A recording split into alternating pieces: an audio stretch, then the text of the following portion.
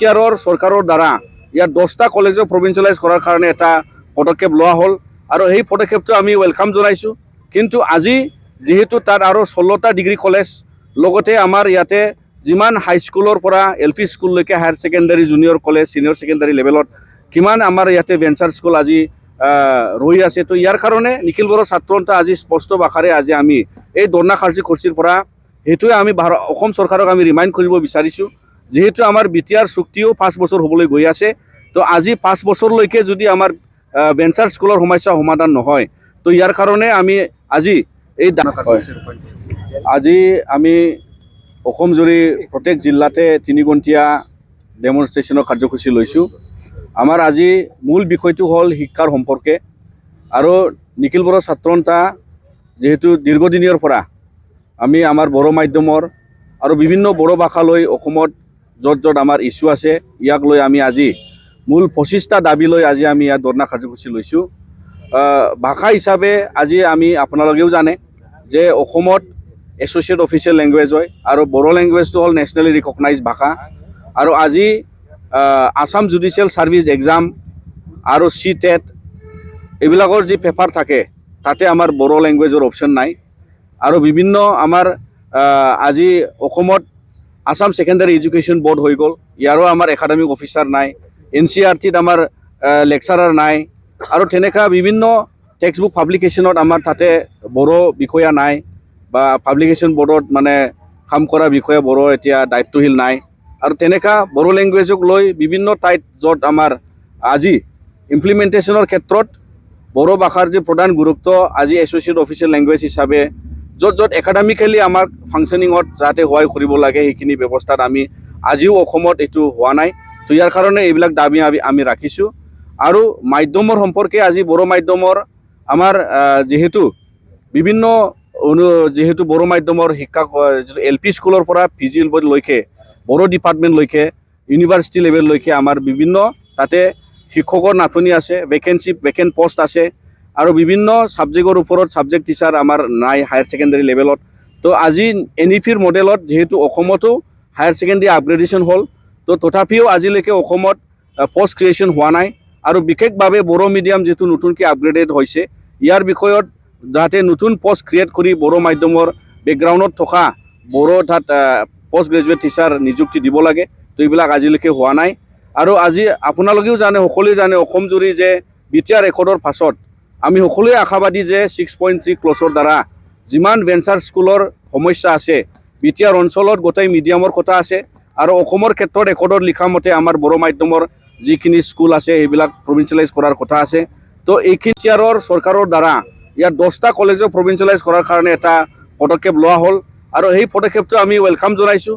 কিন্তু আজি যেহেতু তাত আৰু 16টা ডিগ্ৰী কলেজ লগতে আমাৰ ইয়াতে যিমান হাইস্কুলৰ পৰা LP স্কুললৈকে higher secondary junior college senior secondary লেভেলত কিমান আমাৰ ইয়াতে ভেঞ্চাৰ স্কুল আজি ৰৈ আছে। তো ইয়াৰ কাৰণে নিখিল বড়ো ছাত্ৰ সন্থা আজি স্পষ্ট ভাষাৰে আজি আমি এই ধৰ্ণা কাৰ্যসূচীৰ পৰা সেইটোৱে আমি অসম চৰকাৰক আমি ৰিমাইণ্ড কৰিব বিচাৰিছোঁ, যেহেতু আমাৰ BTR চুক্তিও 5 বছৰ হ'বলৈ গৈ আছে।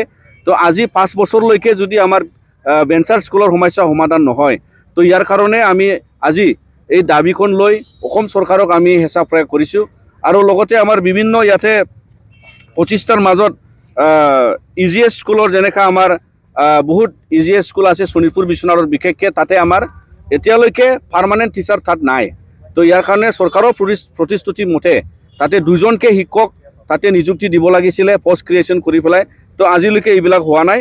তো বিভিন্ন আমাৰ প্ৰভিঞ্চিয়েলাইজ কলেজত এছিষ্টেণ্ট প্ৰফেচাৰৰ পৰা লৈ প্ৰফেচাৰলৈকে এছ'চিয়েট প্ৰফেচাৰ পোষ্ট ক্ৰিয়েট কৰিব লাগে। আৰু আজি আমি বিশেষকৈ ডিব্ৰুগড় ইউনিভাৰ্চিটি আৰু গুৱাহাটী ইউনিভাৰ্চিটিত থকা আমাৰ বড়ো বিভাগত বড়ো ডিপাৰ্টমেণ্টত প্ৰফেচাৰ এছ'চিয়েট প্ৰফেচাৰ আৰু এছিষ্টেণ্ট প্ৰফেচাৰৰ পোষ্ট ক্ৰিয়েশ্যন আৰু লাগিব, ইয়াক আমি দাবী ৰাখিছোঁ। আৰু বড়োলেণ্ড ইউনিভাৰ্চিটিৰ যেহেতু বিভিন্ন ডিপাৰ্টমেণ্ট আজি নিউ ডিপাৰ্টমেণ্ট তাত ইন্ট্ৰডিউচ হ'ব লাগিছিলে, আজিলৈকে চেংচন হোৱা নাই। তো এইবিলাক আমি দাবী ইয়াত ৰাখিছোঁ।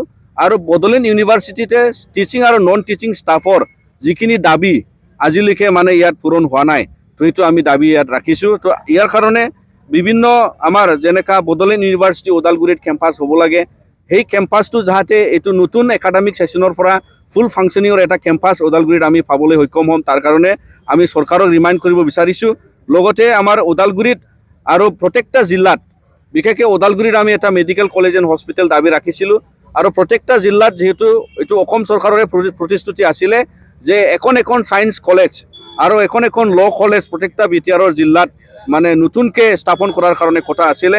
তো আজি আমি নিখিল বড়ো ছাত্ৰ সন্থা যেহেতু এলপিৰ পৰা পিজিলৈকে এই ইস্যু আছে, কোকৰাঝাৰৰ আমাৰ এখনহে চৰকাৰী বিএড কলেজ আছে, তাত আমি যিটো পিজি লেভেলৰ ইয়াত অলৰেডি ইন্ট্ৰডাকশ্যন হৈছে।